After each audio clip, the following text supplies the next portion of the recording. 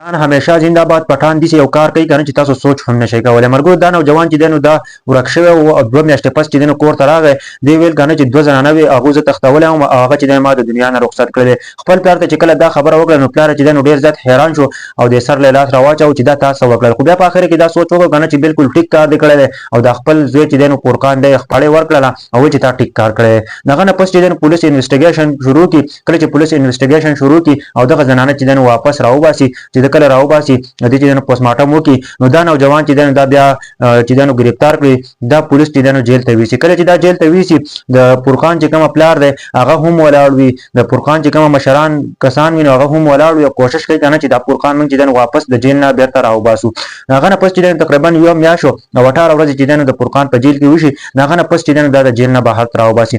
بیا چې دی نو د پلار ته تاسو کوي او د کلی مشران ته تاسو کوي چې آیا پورخان د تاسو څنګه هیڅ داسې کار کړو کنه چې د 2 زنانه چې دی نو تا مکمل تور باندې د دنیا نه رخصت کړي. پورخان ته وایي کنه چې کله زه وتښتولم و چې کله زه وتښتولم د 2 زنانه چې دی نو مال روټۍ راکړله. په روټۍ کې چې دی نو څه نشه راکړله او چې کله ما روټۍ وخوړله نو زه بېهوشه شوم.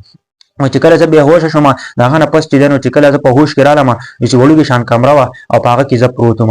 و چې کله زه راښکاره شوم که نه نو ځنګل و په هغې کې چې دی نو دغه کمرې وې او څه کیمپ لګېدلی و او د هغه نه پس چې دی نو یوه زنانه به راتله او ما له به چې دی نو خوراک راوړو. و د هغه نه پس ما دا سوچ وکړو که نه چې دې جنکو چې دی نو اعتبار ګټل ضروري دي. دا کومه ښځو چې زه دلته راوستی یم دوی چې دی نو په اعتبار کې اخلم. وایي ده چې دی نو بالکل داسې ورسره اوسېدو لکه سړی چې په خپل کور کې اوسېږي. پورخان وایي زه ورسره داسې اوسېدم که نه ما ورته داسې نه ښودله چې دې ځای نه به چې دی نو زه وتښتم.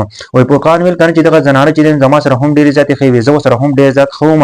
دوی به ماله روټۍ راوړې او د یوې زنانه سره چې دی نو تبرګی ورسره و او ده چې دی نو زما خوا ته راله او زما خوا ته کېناستله. او دا بله زنانه چې دی نو دا چې دی نو دغه ځای نه بهر ته تللې وه. وایي د کومې زنانه سره چې تبرګی ورسره و دوی به چې دی نو په دغه باندې لرګي راوهلو. وایي دغه زنانه چې دی نو زما خوا ته کېناستله موږ ورسره ګپ شپ لګاوه او د هغه نه پس چې دی نو وایي ما دې تبرګی واخیسته دغه زنانه نه او دغه ما په تبرګي باندې وواله مکمل طور باندې به یې ختمه کړه.